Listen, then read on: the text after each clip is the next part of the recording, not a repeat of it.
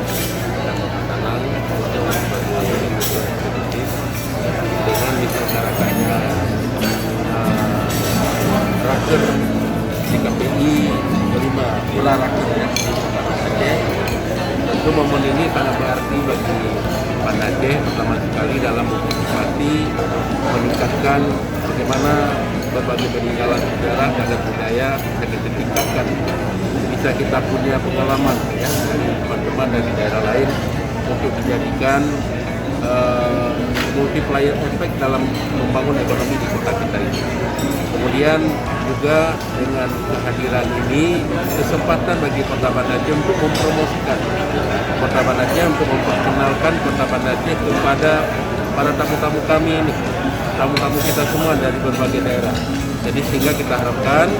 akan menunjang sektor wisata. Kemudian bahwa kota kita ini adalah sebagai kota dagang yang diharapkan mereka akan memanfaatkan kesempatan untuk berbelanja di kota ini, akan berkesempatan untuk menikmati berbagai kelebihan kuliner di kota ini, akan kopi, makan mie, dan lain sebagainya, yang nantinya kehebatan-kehebatan ini